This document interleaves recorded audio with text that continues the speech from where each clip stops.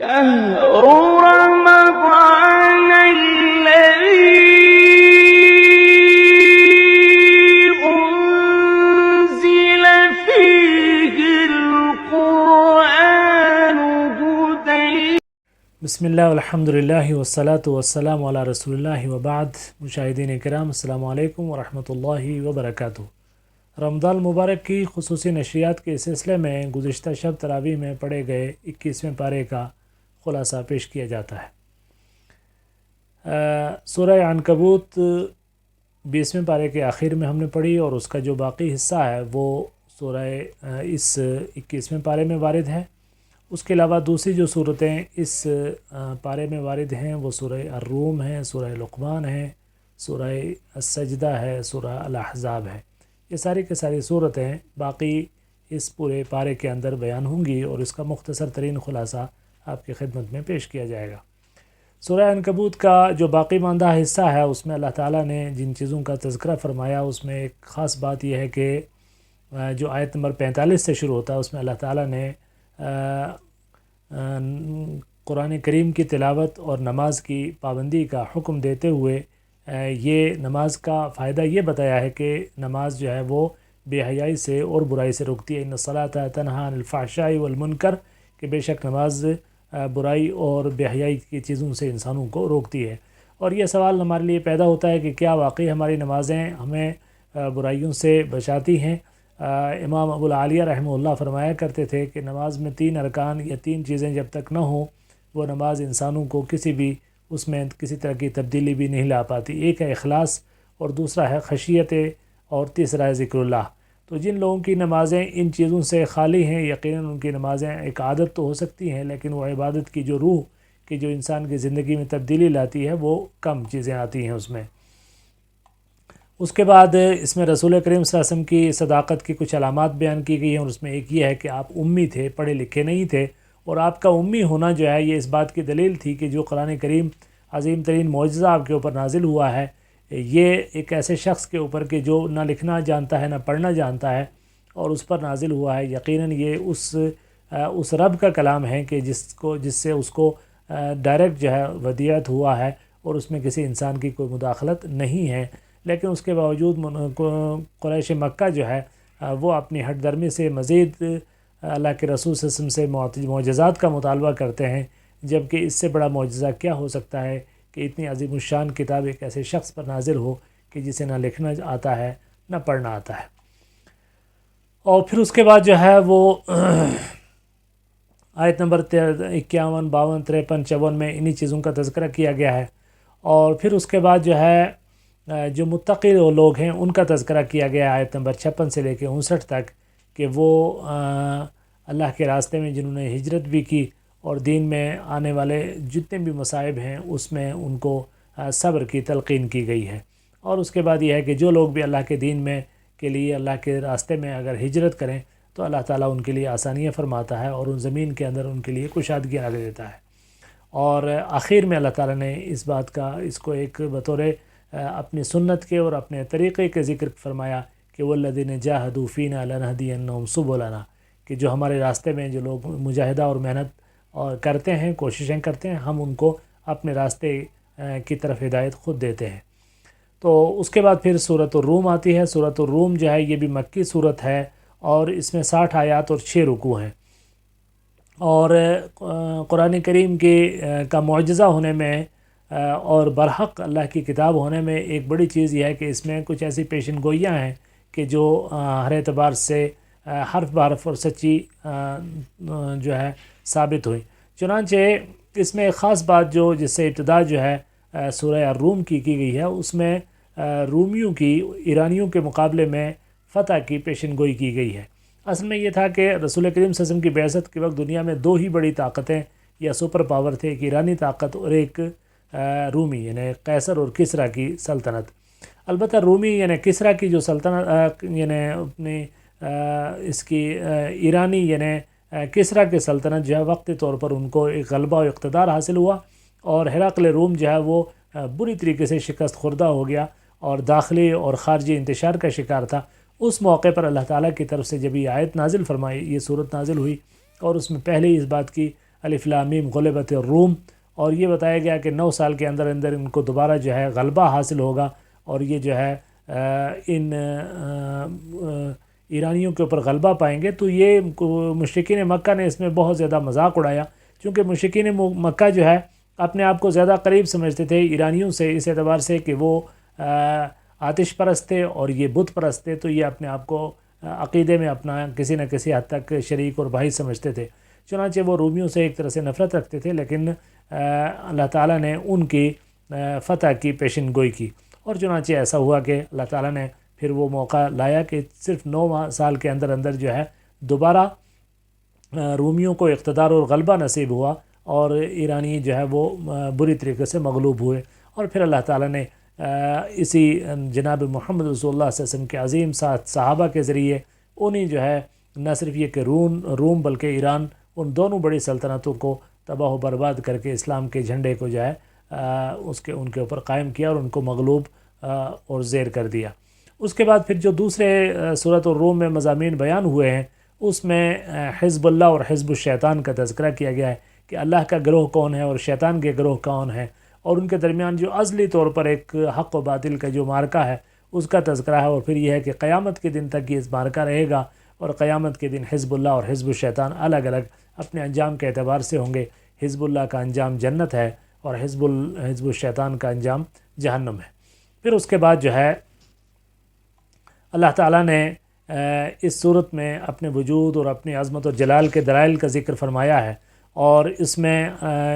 ایک چیز یہ بتائی ہے کہ ہر چیز کی ایک ضد ہوتی ہے، اور وہ ضد ایک دوسرے کے مغایر ہوتی ہے، لیکن یہ اللہ کا نظام ہے کہ اس نے ایک زندہ کے مقابلے میں زندہ چیز سے مردہ کو پیدا کیا اور مردہ چیز سے زندہ کو پیدا کیا، نطفہ سے ایک زندہ انسان، انڈے سے بچہ، بیج سے درخت، اور یہ اس طرح کی تمام چیزیں اللہ تعالیٰ پیدا فرماتا ہے۔ 19ویں آیت میں اس چیز کو اللہ تعالیٰ نے بیان فرمایا۔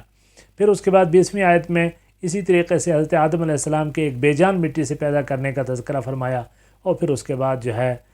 پھر ایک اگلی آیت میں اللہ تعالیٰ نے میاں بیوی کے درمیان جو محبت ہے، جو فطری طور پر اللہ تعالیٰ نے اس حلال رشتے کے ذریعے جو محبت ڈالی جاتی ہے اس کا تذکرہ فرمایا، اس کو احسان کے طور پر ذکر فرمایا ہے۔ پھر اس کے بعد جو ہے اللہ تعالیٰ نے زمین و آسمان کے اندر جو کچھ پیدا کیا ہے، انسانوں کی زبانیں، رنگ و نسل اور ان سب چیزوں کا تذکرہ کیا۔ پھر رات اور دن میں نیند کے ذریعے انسان کو جو سکون ملتا ہے، اور کس طریقے سے جو ہے انسان جو ہے آرام کر کے دوبارہ تازہ دم ہو کر کام کرتا ہے، اس کا تذکرہ کیا گیا ہے۔ پھر آسمانوں پہ جو بجلی چمکتی ہے، جو انسانوں میں خوف اور امید دونوں لاتے ہیں، ان کا تذکرہ ہے۔ پھر اس کے بعد زمین اور آسمان کا جو مستحکم نظام ہے کہ یہ پورا آسمان جو ہے بغیر کسی ستون کے کھڑا ہے، اور سارے کے ساری چیزیں جو ہے اپنے مدار میں چل رہی ہیں، کوئی کسی سے ٹکرا نہیں رہا ہے، ایک توازن ہے، یہ سارا کچھ اللہ تعالیٰ نے دکھایا۔ پھر اس کے بعد جو ہے اس صورت کے اندر یہ چیز بیان کی گئی آیت نمبر 47 میں کہ اللہ کا یہ ہمیشہ کا دستور رہا ہے کہ وہ حق و باطل کے مقابلے میں ہمیشہ حق کو فتح نصیب فرماتا ہے، اور جو ہے باطل پرست جو ہے وہ ہمیشہ جو ہے وہ برے انجام سے دوچار ہوتے ہیں۔ اور اس کے بعد پھر اللہ تعالیٰ نے آیت نمبر 19 سے لے کے 27 تک اور 46 سے لے کے 50 تک ان آیات کے اندر اپنے وہ تکوینی دلائل جو اس کائنات کے اندر پھیلے ہوئے ہیں ان کا تذکرہ کیا ہے، اور پھر جو ہے مشرکین مکہ کا تذکرہ کیا کہ اتنے ساری آیتیں جو ہے سننے کے بعد بھی وہ مکمل طور سے ان کا ایک اعراض کا طریقہ تھا۔ اور پھر اگلی صورت جو ہے وہ صورت لقمان ہے، یہ بھی مکی صورت ہے، اس میں 34 آیت اور 4 رکوع ہیں،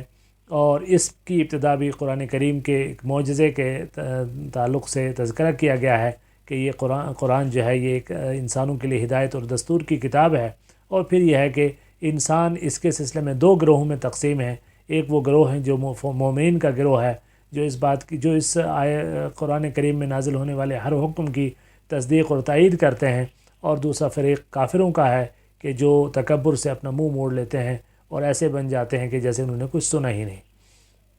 اس کے بعد اللہ تعالیٰ نے اپنے قدرت و وحدانیت کے مختلف دلائل بیان کیے ہیں، اور خاص طور سے 4 دلائل ذکر کیے ہیں۔ پہلی دلیل یہ ہے کہ آسمانوں کو اللہ نے بغیر کسی ستون کے پیدا کیا، اور اس میں روشن ستارے، شمس و قمر، سیارے، کہکشائیں، اور یہ سارا کچھ اللہ تعالیٰ نے پیدا کیا، اور اس میں کوئی ستون نہیں ہے، اور اللہ تعالیٰ نے اس توازن کے ساتھ اس کو قائم رکھا ہے۔ دوسری دلیل وہ پہاڑ ہیں کہ جس کو اللہ تعالیٰ نے زمین میں توازن برقرار رکھنے کے لیے زمین کے اندر گاڑ رکھا ہے، اور یہ زمین جو ہے کسی طرح کی کوئی اپنا بیلنس اور اپنا توازن ختم نہیں کرتی۔ تیسری دلیل کے طور پر جو بے شمار قسم کے حیوانات، مویشی، چوپائے، حشرات الارض،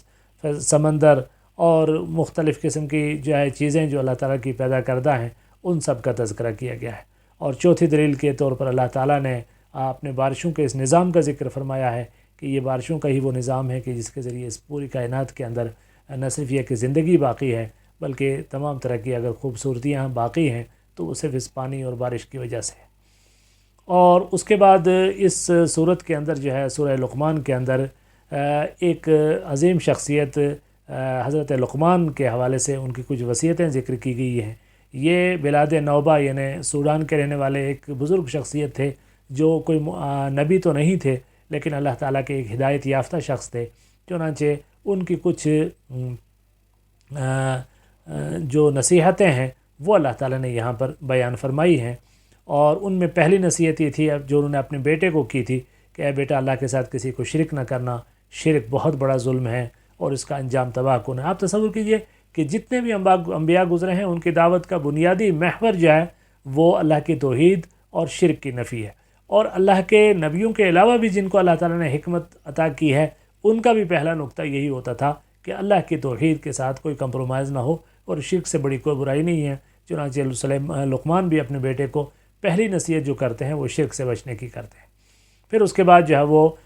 والدین کے ساتھ حسن سلوک کی نصیحت کرتے ہیں، اور اس کے بعد جو ہے دوسری نصیحت میں آخرت کے بارے میں ہے کہ جس کا خلاصہ یہ ہے کہ اللہ تعالیٰ کے علم سے کوئی چیز مخفی نہیں ہے، گناہ چاہے چھوٹا ہو یا بڑا ہو، وہ کسی پوشیدہ پر جگہ پر کیوں نہ کیا گیا ہو، قیامت کے دن اللہ تعالیٰ اسے تمام انسانوں کے سامنے لے آئے گا۔ اگلی وصیت میں وہ اللہ تعالیٰ کے سلسلے میں اللہ کی ذات کی طرف متوجہ ہونے کی صورتیں بیان کرتے ہیں کہ نماز ادا کرو صحیح طریقے سے، اور لوگوں کو اچھائی کی دعوت دو، ہر برائی سے لوگوں کو روکو، اور جو مصیبت اور پریشانیاں آئی ہیں ان پر صبر کرو۔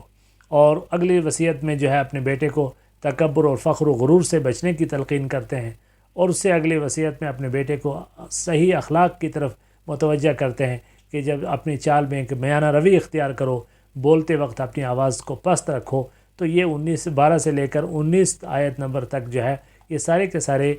نصیحتیں ہیں اور وصیتیں ہیں کہ جو سیدنا لقمان نے اپنے بیٹوں کو کی۔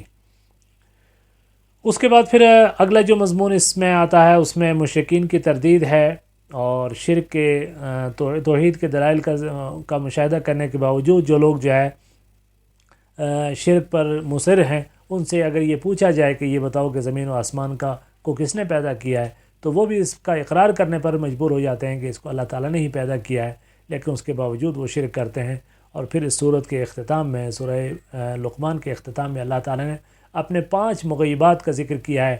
5 غیب کی چابیوں کا ذکر کیا ہے کہ جس کا علم اللہ کے سوا کسی کو نہیں ہے، اور وہ کیا ہیں کہ قیامت کب آئے گی، بارش کہاں اور کتنی برسے گی، شکم مادر میں بچہ کن اوصاف کا حامل ہے، کل انسان کیا کرے گا، اور موت کب اور کس جگہ آئے گی۔ یہ وہ جو غیب کی چابیاں ہیں، مفاتیح الغیب ہیں، اللہ نے فرمایا اس کے علاوہ اللہ کے علاوہ اس کے بارے میں کوئی معلومات کسی کو نہیں ہے۔ پھر اس کے بعد اگلی صورت سورہ سجدہ ہے کہ جس میں جو مکی صورت ہے اس میں 30 آیات اور 3 رکوع ہیں، اور اس میں جو اہم مضامین بیان ہوئے ہیں اس میں سب سے پہلے تو قرآن کریم کی حقانیت کا ذکر ہے، اور اس کے بعد پھر جو ہے اس صورت میں اللہ تعالیٰ کی وحدانیت اور اس کی قدرت کے دلائل، زمین اور آسمان اور ان سب چیزوں کے اوپر غور و فکر کی جو ہے تلقین کرتے ہوئے انسان کی پیدائش کے وہ مراحل ذکر کیے گئے ہیں کہ کیسے انسان کو اللہ تعالیٰ نے مٹی سے پانی، پانی سے نطفہ، اور نطفے سے لوتھڑا، لوتھڑے سے بوٹی، بوٹی سے ہڈی، اور کس طریقے سے ان تمام مراحل سے گزارنے کے بعد انسان کو ایک بہترین متناسب قد و قامت کے ساتھ پیدا فرمایا۔ اور اس کے بعد پھر مجرموں اور مومنوں کا حال اس کے اندر بیان کیا کہ قیامت کے دن مجرم کس طریقے سے اللہ کے سامنے سر جھکائے ذلت کے عالم میں کھڑے ہوں گے، اور یہ تمنا کریں گے کاش ہمیں جو ہے دنیا کی طرف لوٹایا جائے اور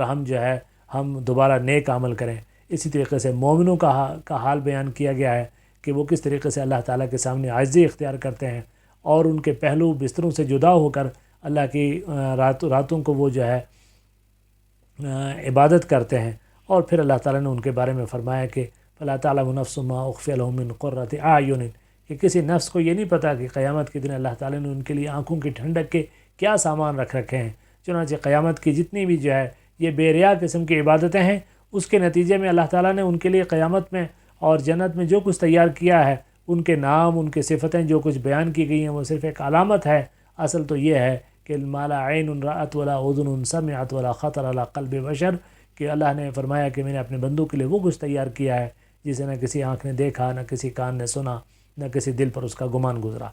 اور پھر اس کے بعد اس صورت کا اختتام حضرت موسیٰ علیہ السلام کو تورات دیے جانے کے تذکرے پہ ہوتا ہے۔ اور پھر اس کے بعد اگلی سورۃ الاحزاب ہے۔ یہ سورہ احزاب مدنی ہے، اس میں 73 آیات ہیں اور 9 رکوع ہیں۔ اس میں جو اہم موضوعات ہیں خاص طور سے وہ 3 ہیں۔ ایک تو کچھ اجتماعی زندگی کے آداب ہیں اور اس میں تشریع احکام ہیں، اور غزوہ احزاب اور غزوہ بنی قریظہ اور ان غزوات میں منافقین کی حالت اور کردار، ان کا ذکر کیا گیا ہے۔ تو اس میں پہلے مضامین میں 2 آیتوں میں اللہ کے نبی صلی اللہ علیہ وسلم کے واسطے سے امت کو 4 احکامات دیے گئے ہیں کہ وہ ان کے لیے ایک بہترین زندگی گزارنے کے لیے یہ احکامات بے انتہا ضروری ہیں۔ ان میں یہ ہے کہ سب سے پہلی بات یہ ہے کہ اللہ تعالیٰ سے ڈرتے رہیں، کافروں اور منافقوں کی رائے کی اتباع نہ کریں، اور اللہ تعالیٰ کی وحی کی اتباع کرتے رہیں، اور اللہ تعالیٰ پر اعتماد اور بھروسہ کریں۔ یہ 4 نقطے ہیں کہ جن کے ذریعے بات شروع کی گئی ہے۔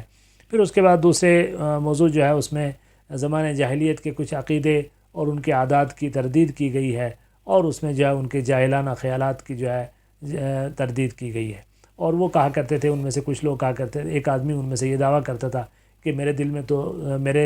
سینے میں تو 2 دل ہیں، تو اللہ نے فرمایا کسی کے سینے میں 2 دل نہیں ہوا کرتے تھے، یعنی وہ کفر بھی اور ایمان بھی دونوں ایک ساتھ، یہ دونوں چیزیں جمع نہیں ہو سکتی۔ اسی طریقے سے کچھ جاہلی لوگ جو ہے اس دور میں اپنی بیویوں کے ساتھ علادگی یہ کہہ کے اختیار کر لیتے تھے کہ تم تو میری طرح میرے لیے ماں اور بیٹی کی طرح ہو، تو اس کی تردید کر کے اور اس کے جو زہار کے احکامات ہیں وہ بیان کیے ہیں۔ پھر اس کے بعد جو ہے منہ بولا بیٹے کو وہ لوگ حقیقی بیٹے کی طرح وارث اور سب کچھ بناتے تھے، اس کی تردید کی گئی ہے۔ اور پھر یہ بات کہی گئی ہے کہ محمد رسول اللہ صلی اللہ علیہ وسلم جو ہے اگر کسی کو اپنا بیٹا بنائیں تو وہ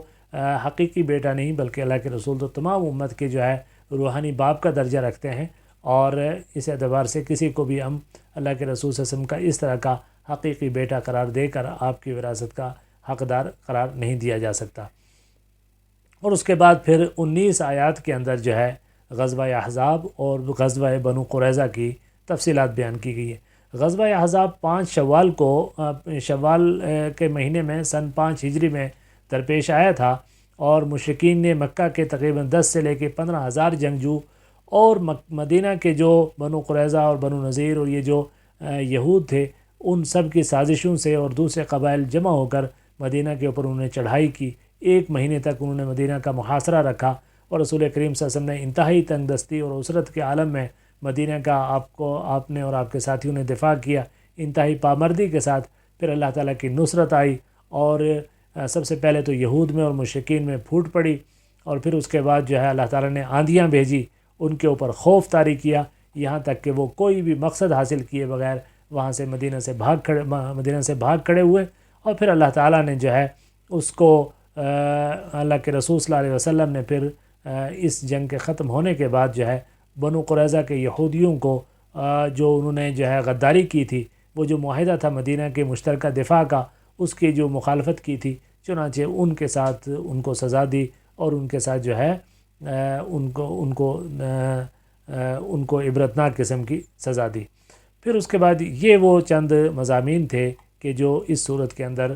یعنی اس پورے پارے کے اندر، ان صورتوں کے اندر، یعنی سورہ عنکبوت، سورہ الروم، سورہ لقمان، سورہ سجدہ اور سورہ احزاب کے اندر بیان ہوئے، جن کا مختصر ترین خلاصہ آپ کے سامنے پیش کیا گیا ہے۔ سبحانک اللہم و بحمدک نشہد ان لا الہ الا انت نستغفرک و نتوب الیک، وصلی اللہ علی النبی۔